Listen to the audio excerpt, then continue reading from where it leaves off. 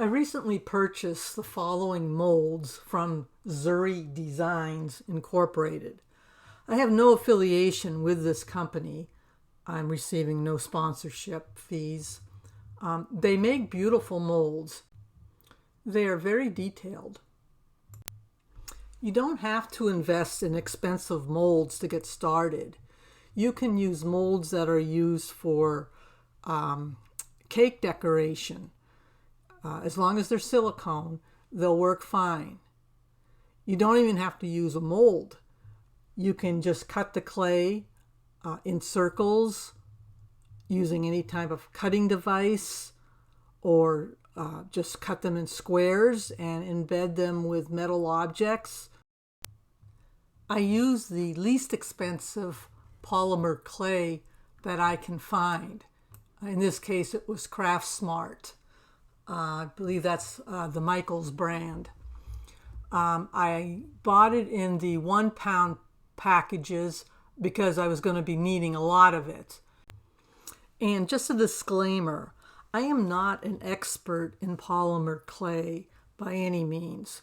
So if this is something you think you might want to try, I highly encourage you to check out other videos for people who have more experience at this than I do.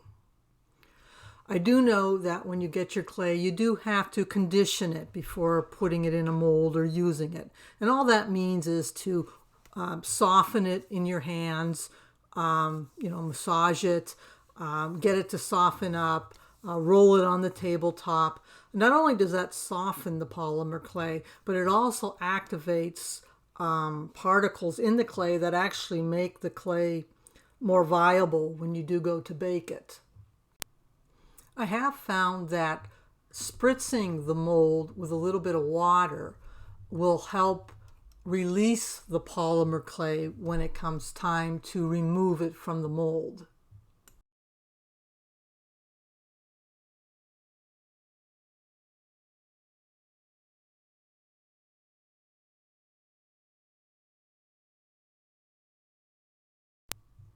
Here I'm filling the mold with little balls of clay that have already been conditioned and softened.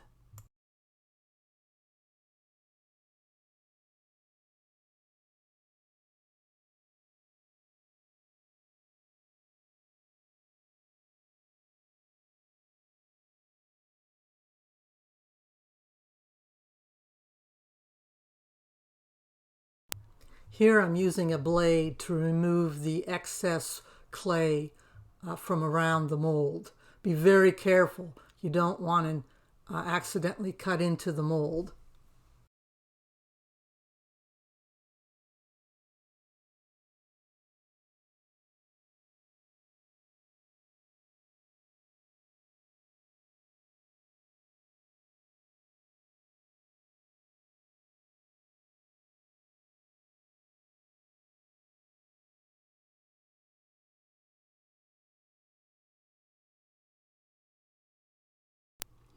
Others might disagree, but I really do think that the inexpensive brands of clay are fine for use in molds. If you're making figurines, I think that's a different matter, and different types of polymer clay have different qualities. Some are better suited for making figurines. But again, for use in molds, I really think you can get by with the cheaper brands.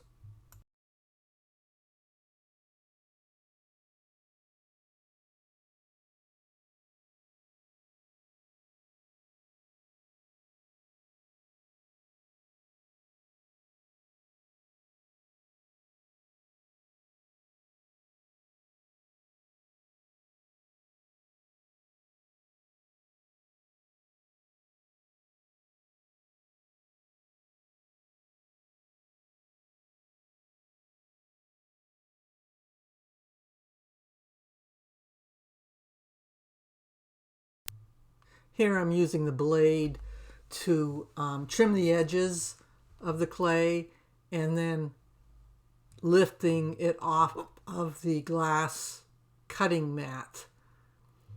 I'll then place the clay on a cookie sheet that has been lined with parchment paper. The next mold I'm using is what's known as a texture mold.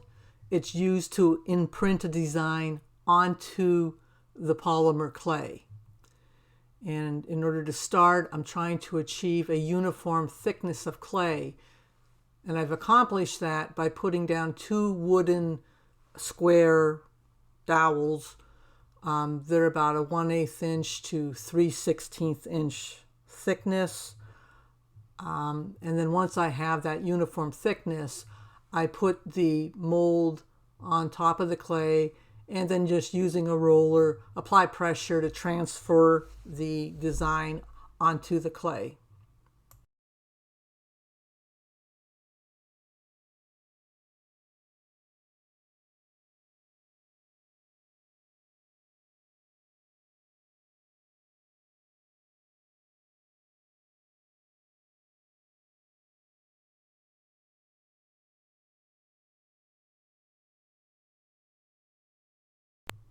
All of the clay that I am cutting away can be reused.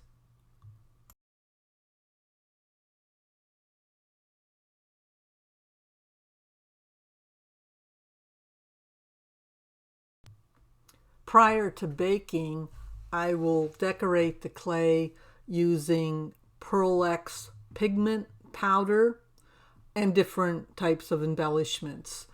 A much cheaper alternative to the Pearl X is just to go to your dollar store and buy some inexpensive eyeshadow. It works just as well as Pearl X for this use.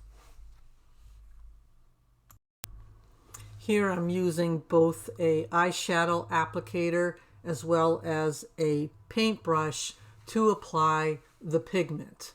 You just lightly brush it on so that you don't ruin the indentations made by the mold.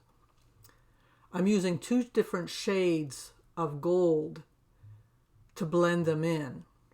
It should be noted that once you put down one layer, one color, you cannot apply or change that color by applying a layer on top of it.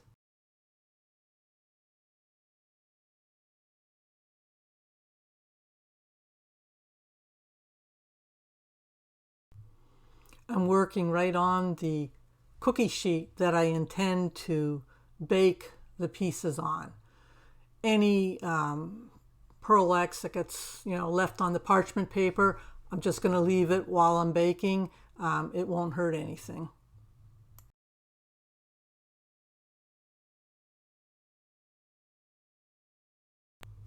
There's no rhyme or reason as to when I use the brown clay versus the black clay. I just couldn't get 2 blocks of the black clay when I purchased it. Both colors cover exceptionally well with the pigment.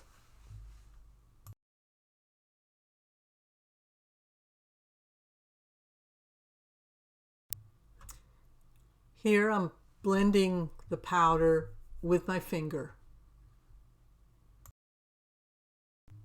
Prior to baking, you can embed other embellishments into the clay as well.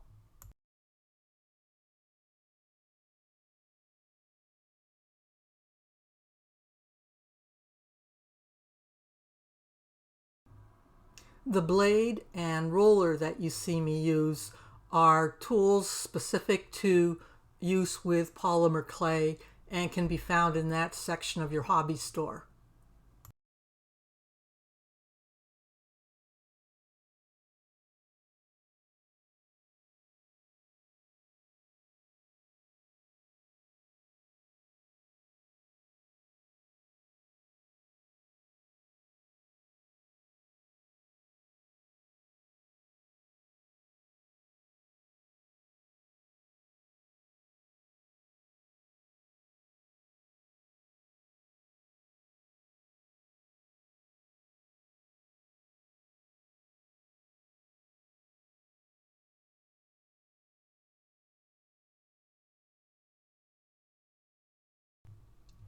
After the pieces are baked, you can affix them to your journal covers with E6000 glue is what I use.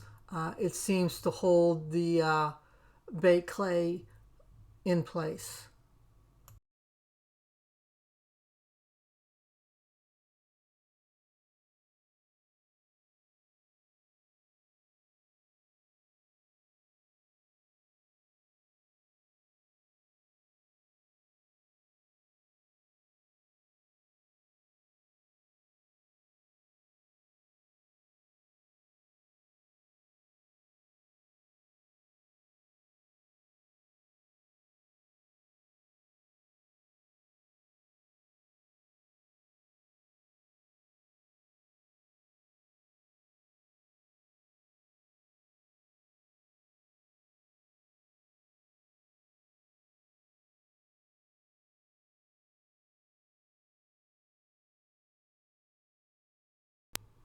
You can get some interesting results just by using portions of the mold. When it comes to baking the clay, I just do it in my regular oven, following the instructions on the package of the clay. Typically thicker pieces take a little bit longer, but as long as your piece is, a 1/4 inch or thinner, the instructions on the package should suffice.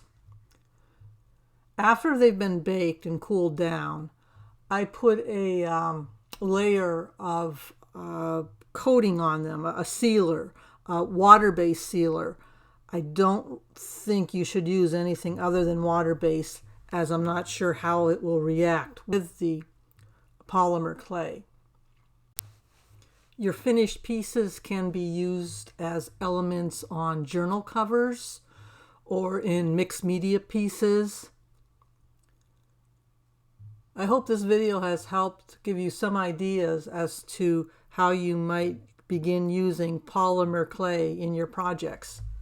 Thanks for watching.